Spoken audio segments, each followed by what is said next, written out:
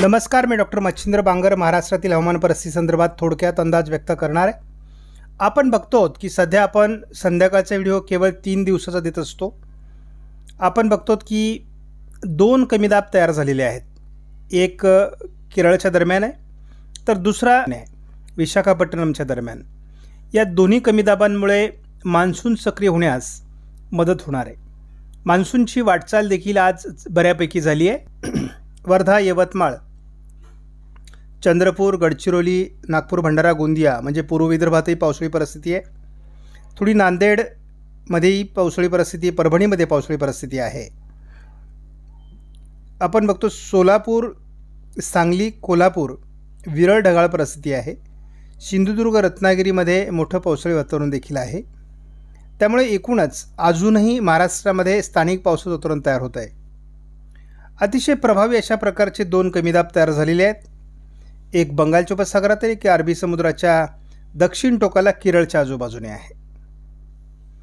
आज मान्सूनची प्रगती झाली असून बऱ्यापैकी 22 तारखेला मान्सून पुढे सरकलाय। श्रीलंकेच्या मध्यावर मान्सून येऊन पोहोचलाय। शिवाय अंदमान निकोबार बेटांच्या दिशेने देखील मोठी मजल मारलेली आहे।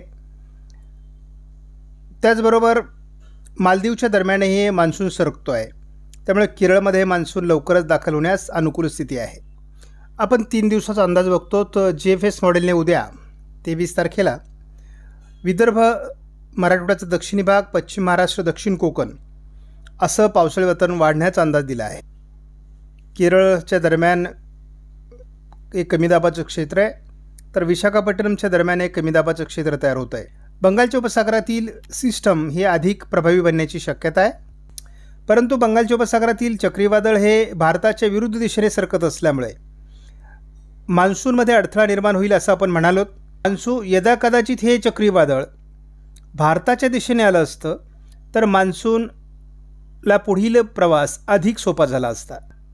1 जूनपासून दक्षिण भारतात पावसाळी परिस्थिती वाढायला सुरुवात होईल। संपूर्ण कोकण किनारपट्टीला, केरळ ते अगदी गुजरातपर्यंत पावसाळी वातावरण तयार होईल। पुन्हा एकदा मान्सूनला पूरक अशा प्रकारचं वातावरण अंदमान निकोबार बेटांच्या दक्षिणेला आणि केरळच्या आजूबाजूने तयार व्हायला सुरुवात होईल।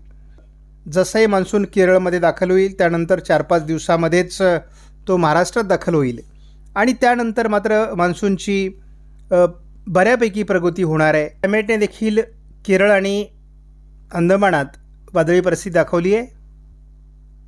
उद्या 23 तारखेला ही अंदमानात मोठं वादळी क्षेत्र तयार होईल। आपण बघतो अंदमानामध्ये 24 तारखेला मोठं क्षेत्र असेल आणि जवळपास गोव्यापासून तर केरळपर्यंतही पावसाळी परिस्थिती किनारपट्टी भागात असणार आहे। तरी देखील केरळमध्ये 31 तारखेला मान्सून दाखल होण्यास अनुकूल परिस्थिती आहे। 1 जूनपासून पुन्हा वातावरणात बदल होईल आणि नव्याने पुन्हा मान्सूनचं वातावरण गतिमान होईल। आपण 24 तारखेला बघतो तर वादळी परिस्थिती तीव्र होण्याची शक्यता बंगालच्या उपसागरामध्ये आहे। 25 तारखेला ही पूर्व भारताकडे सरकण्याचा अंदाज आहे। ECMWने वादळी परिस्थिती पूर्व भारताकडेच सरकेल असा। ही वादळी परिस्थिती मध्य भारतावर सरकली असती तर यदा कदाचित मान्सूनची एंट्री अतिशय धमाकेबाज झाली असती। आपण 29-30 तारखेला बघतो की मान्सून आला तरी देखील पावसाचं प्रमाण अतिशय कमी राहणार आहे। केरळ ते जवळपास गोव्यापर्यंत जोरदार पावसाळी परिस्थिती किनारपट्टी भागात राहणार आहे 1 जूनला आणि 1 जूनपासून पुन्हा एकदा बंगालच्या उपसागरातून, अरबी समुद्रातून नवीन पावसाळी क्षेत्र तयार व्हायला सुरुवात होईल। त्यामुळे पुन्हा मान्सून सक्रिय होण्यासाठी मदत होईल। साधारण 1 तारखेला आपण बघतो बंगालच्या उपसागरामध्ये किंवा अरबी समुद्रामध्ये दोन्हीकडे मान्सून पुढे सरकलेला असेल आणि हीच परिस्थिती आपण 5 तारखेला बघितली तर जवळपास मान्सून मुंबईपर्यंत पोहोचेल अशी अनुकूल परिस्थिती निर्माण होणार आहे। 5-6 तारखेपर्यंत मान्सून महाराष्ट्रापर्यंत पोहोचणार आहे। 30-31 तारखेलाच केरळमध्ये पोहोचेल, परंतु सुरुवातीला जी पावसाची तीव्रता असेल ती कमी असेल, मात्र ही तीव्रता हळूहळू वाढत जाईल। समोरील मॉडेलमध्ये आपण बघतो की हे ICMWचं AIFS मॉडेल आहे. आपण एकत्रित अंदाज जर बघितला तर 5-6 तारखेपर्यंत महाराष्ट्रापर्यंत मान्सून पोहोचू शकतो. पुन्हा एकदा 1 तारखेपासून 5 तारखेच्या दरम्यान मान्सूनला अतिशय उत्तम अशा प्रकारचं वातावरण तयार होणार आहे. आपण उद्या बघतो जळगाव अकोल्याला 44°C तापमान राहणार आहे, तर नागपूर चंद्रपूरला 43°C तापमान राहील. 42° नांदेड सोलापूरला राहणार आहे. म्हणजे एकूणच उष्णतेची लाट उद्या देखील महाराष्ट्रामध्ये आहे.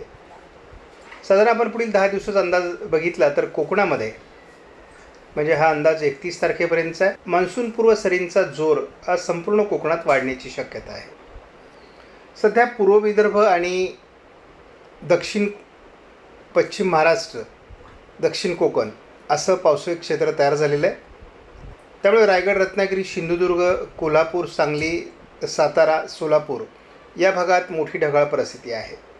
वाशिम, हिंगोली, वर्धा, यवतमाळ, नांदेड, नागपूर, भंडारा, गोंदिया या काही जिल्ह्यात पावसाची अनुकूल स्थिती काही विभागात तयार झालेली आहे. पुढील 3 दिवसामध्ये महाराष्ट्रात ठिकठिकाणी स्थानिक ढग निर्माण होऊन दक्षिण पश्चिम महाराष्ट्र, दक्षिण कोकण, थोडंफार पूर्व विदर्भात पावसाळी परिस्थिती पुढील 3 दिवसात राहील. परंतु 26 तारखेपासून बाष्पयुक्त वारे अरबी समुद्रातून वाढत जाणार आहेत आणि ते महाराष्ट्रावर येणार आहेत. कारण वादळी परिस्थिती बंगालच्या उपसागरात तयार होईल आणि हे संपूर्ण वारे महाराष्ट्रावरून या वादळी परिस्थितीकडे सरकणार आहेत.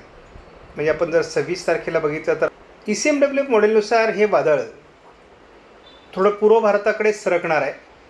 याचा प्रभाव पश्चिम बंगाल आणि बिहार या 2 राज्यांवर होईल आणि नंतर ते पूर्व भारताकडे सरकून विरून जाईल. या दरम्यान पुन्हा एकदा अरबी समुद्रातही काही सिस्टम तयार होतील. त्याचा प्रभाव हा फार काळ टिकणार नाही. परंतु या पूर्व भारतात सरकलेल्या वादळामुळे महाराष्ट्रातील वाऱ्यांचा वेग वाढेल. कोकण किनारपट्टीला पावसाचं प्रमाण वाढेल. आपणास व्हिडिओमधील माहिती महत्त्वपूर्ण वाटल्यास लाईक करा, शेअर करा, चॅनलला सबस्क्राईब करा. धन्यवाद. जय हिंद, जय महाराष्ट्र, जय बळीराजा.